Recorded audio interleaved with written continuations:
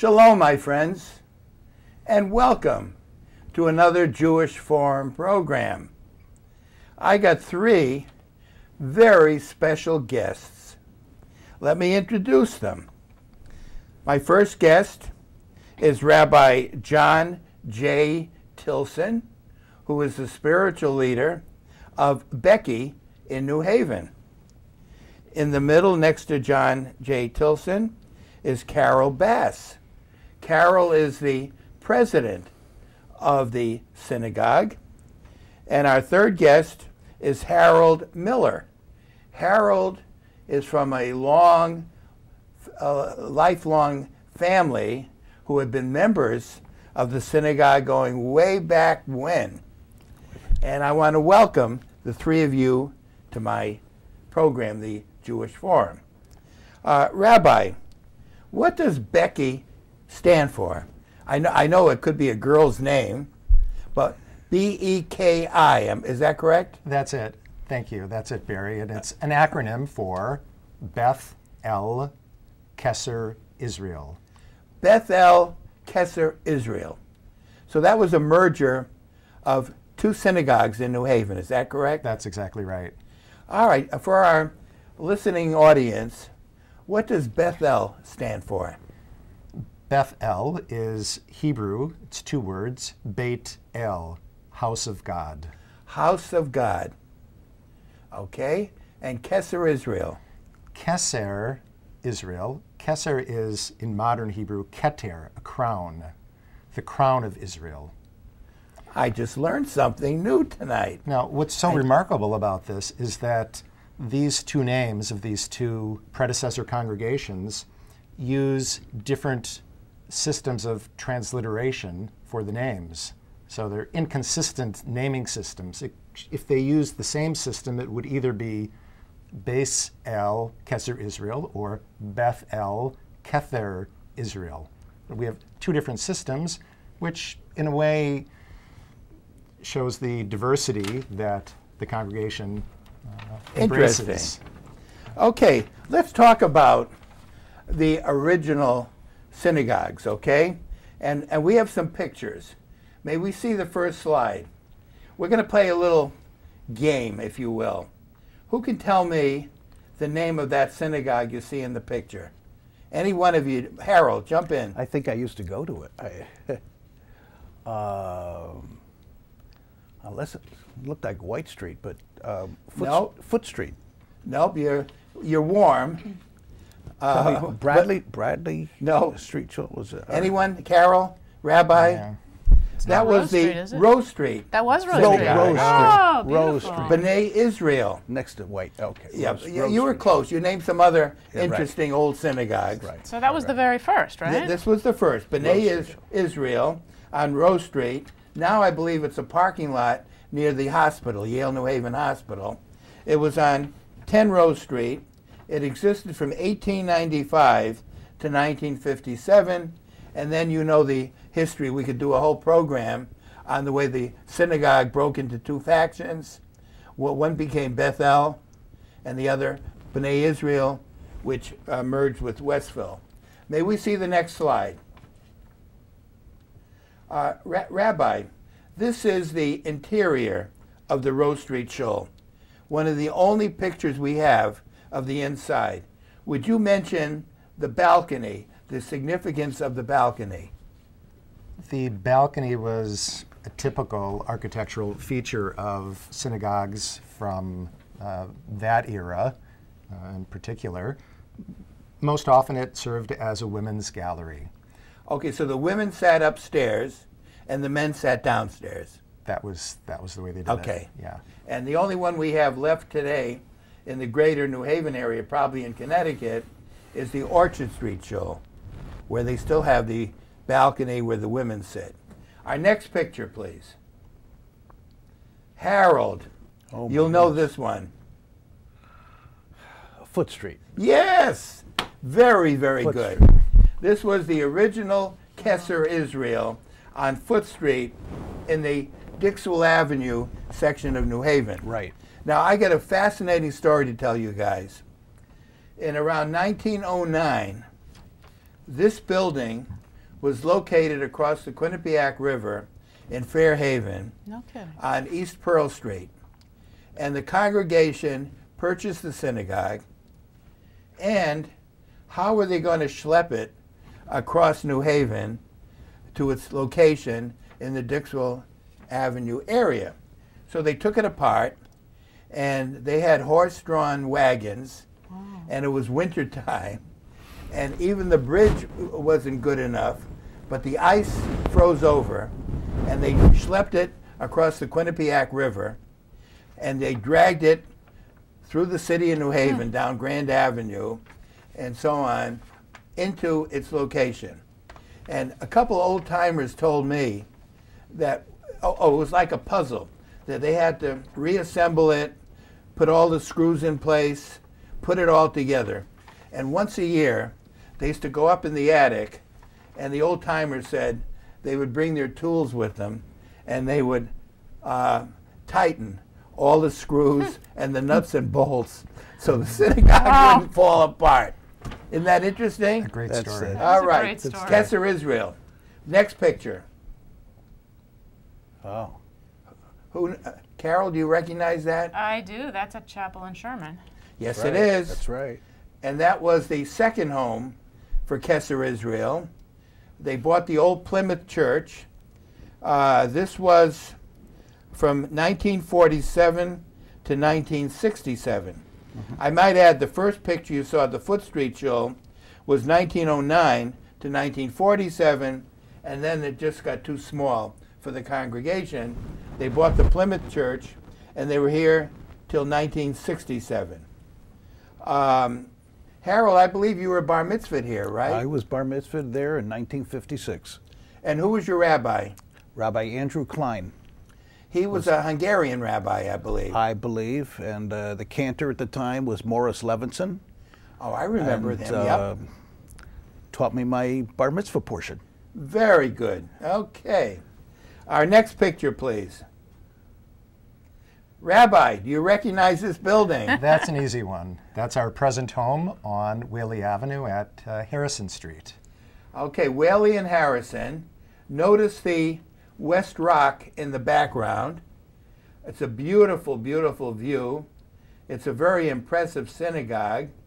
Bethel, Kesser Israel, or as we said originally, BEKI. Let me show you guys what was on that spot before they built Bethel. Next picture. I remember as a young boy, I didn't go to this school. That was Benton School. Benton was where the synagogue is, and I believe that's the Westville Methodist Church, where the parking lot is. And there's trolley tracks, and that's right across from the library. Right. So that was where the two buildings that originally stood before they tore them down and they built Bethel Kesser Israel, 85 Harrison Street, in 1960. Okay, but the merger, Bethel Kesser Israel, the date is 1967. That's right. When the two synagogues came together. Okay, I understand you guys are celebrating your 120th anniversary. What's the significance of that number in Judaism? Anyone want to jump in? Carol? Well, the Bible tells us that Moses lived to be 120 years old, and so that's considered in Judaism to be a ripe old age, a full life, and there's a saying, may you live to be 120. Exactly. Thank you. We hope to live much longer than that. Well, with modern congregation, that medicine and modern science, people are living longer. Thank you for sharing that with us. What are some of your plans to celebrate BEKI's 120th anniversary? Rabbi, you want to start, and then you guys can jump in? One, actually being here with you is one of the most wonderful ways to celebrate this because of your interest in history and Jewish history. That is a perfect way to celebrate, because part of what our congregation is about is celebrating memory of the Jewish people, memories of our community and of our families. Now, the Jewish people is unique, or almost unique in the world, in that we have a continuous written historical narrative going back over 3,000 years. No other civilization, except for maybe the Chinese, no one else has that. And it's an extraordinary gift and challenge for us. So part of who we are as a people is celebrating our own history. That is such a good point.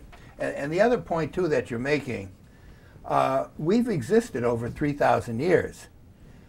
The Romans aren't anymore, the ancient Greeks, the ancient Persians, all these empires, the Assyrians, the Babylonians, they've all gone by the wayside.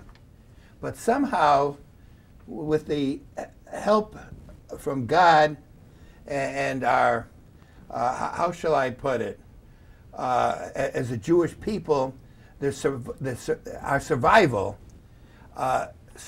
somehow maybe we are the chosen people, as they say. We've existed for 3,000 years. You're right, it's very significant. Okay, certainly being on the program, this is aired all over Southern Connecticut, and people will pick up on this and learn more about the synagogue. Carole, what else will be going on during the year? Well, we've begun celebrating with a series of monthly birthday parties in the homes of our members.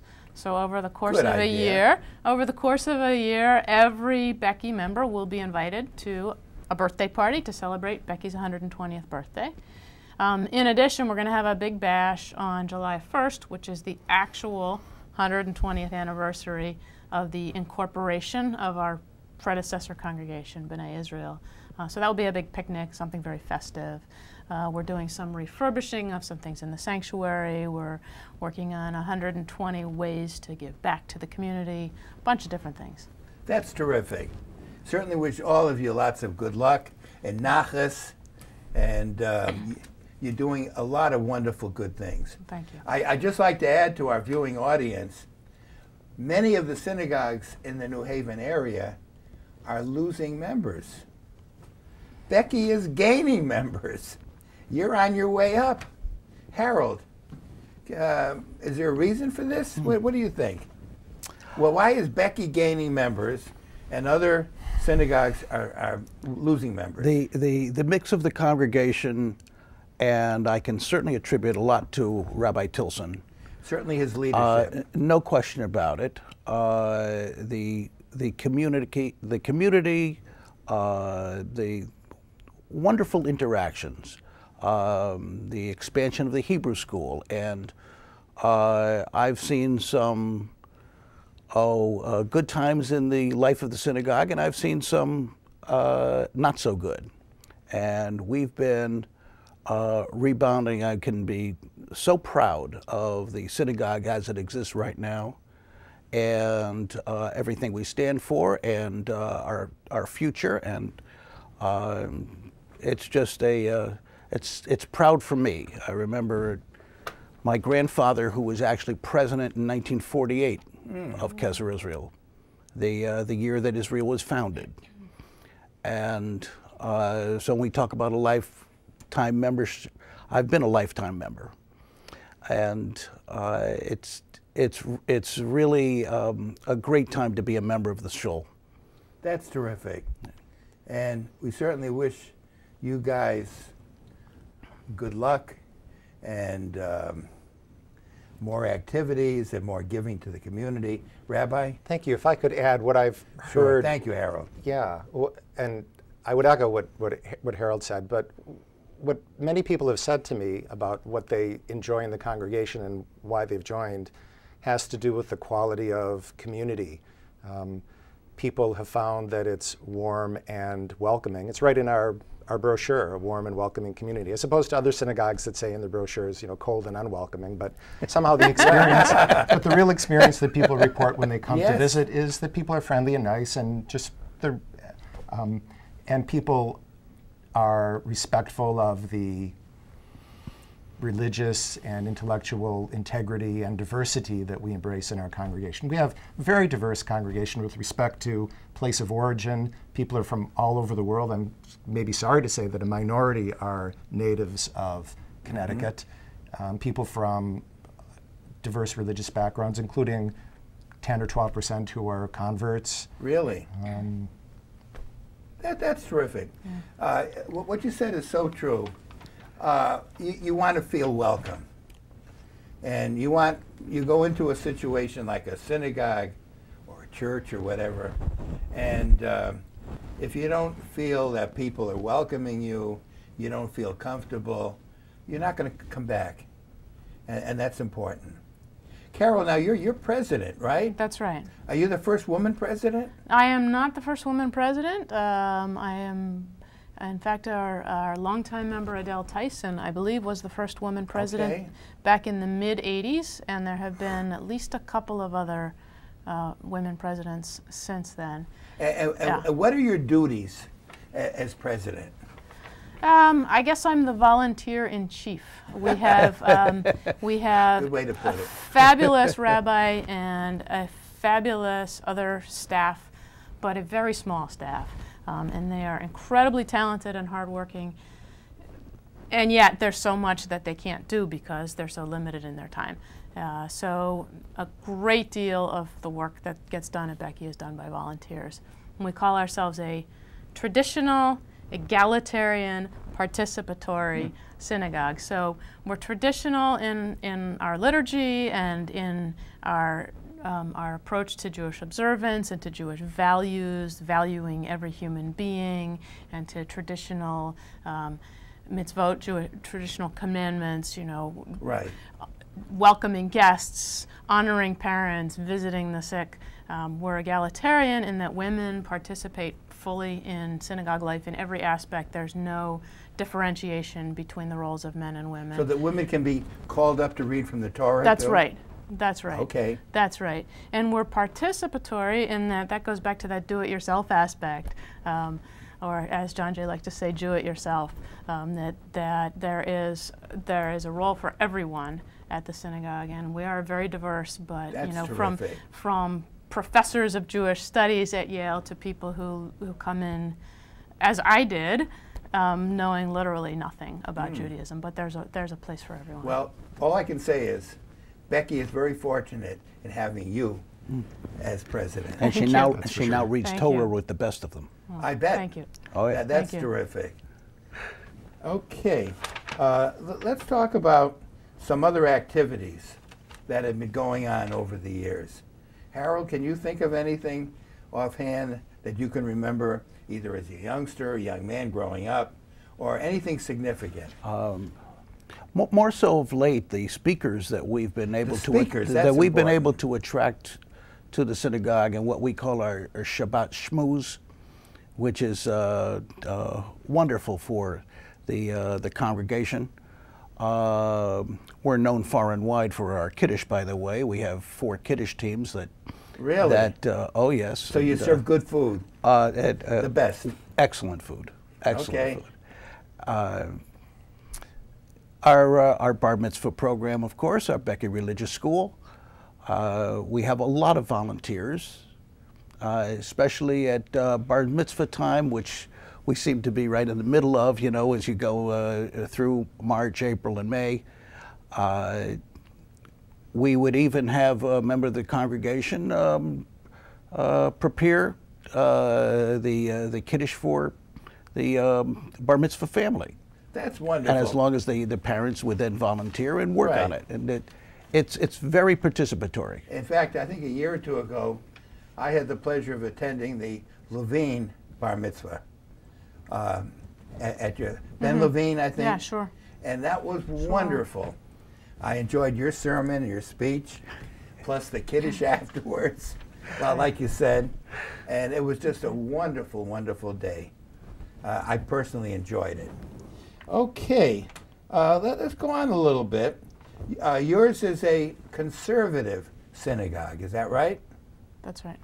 Okay, just in a few words, I know we can go on and on as far as differences between conservative Judaism, Orthodox Judaism, conservative versus reform. What are some of the major differences with the Orthodox and conservative? Rabbi, you want to take that one? Well, at its outset, Barry, the conservative movement embraced what we would call historical Judaism, or you might call scientific Judaism. That is, 150 years ago, scholars realized that if they applied the same techniques of research and scholarship that were used in universities to studying Judaism as a civilization, we could gain new insights into our own history and into ourselves, our own religious civilization.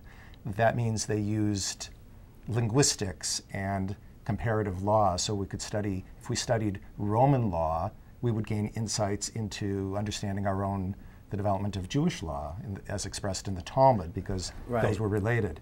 And that what you might call scientific Judaism, or today you might even call it evolutionary Judaism, that underlying idea just affects everything that we do. Yeah, but basically, if I go into an Orthodox synagogue and then I go into a conservative synagogue, what differences am I going to see?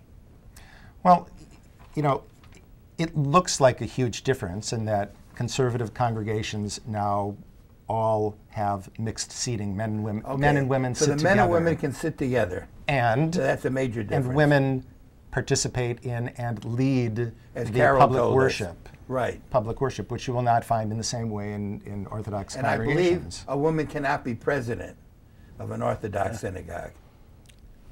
I'm pretty sure. That I wouldn't know. Yeah. But those differences, while it is a big difference, of course, but it's, I'm an ideologue, so you'll forgive me, but it's really, that's a result of a difference in worldview, a difference in the way we understand how our law works and how our society can evolve. Yeah, and the other thing I think is significant is the Orthodox will not drive on Shabbos, on Saturday.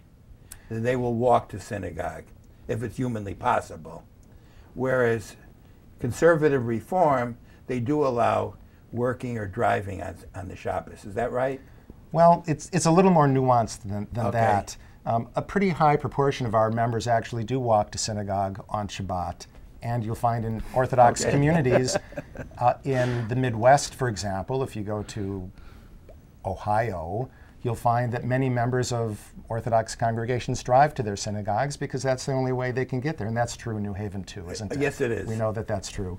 The difference was that in the 1950s, conservative rabbis said that even though driving to synagogue is not really in keeping with Jewish law and the idea of the Sabbath, it's really, for many people, the only way they can participate in community. Exactly. And so if they do drive, we're not going to stop them. Yeah, and I think the underlying thing which is important is you're getting people to come to the synagogue, no matter what means they're using, as long as you're coming there, which I think is important. What are some future plans for BEKI after the anniversary, with the celebrations, the dinner, the special programs? Do you have any long-range plans? Any one of you jump in. Carole, you want to start as president? Well, there's always a lot to do. We have a 50-plus-year-old building that needs a lot of work, so we're going to keep fixing the building. We're going to fix the roof. We're going to keep welcoming people who come in. We're going to keep having the best Shabbat lunch around. Good.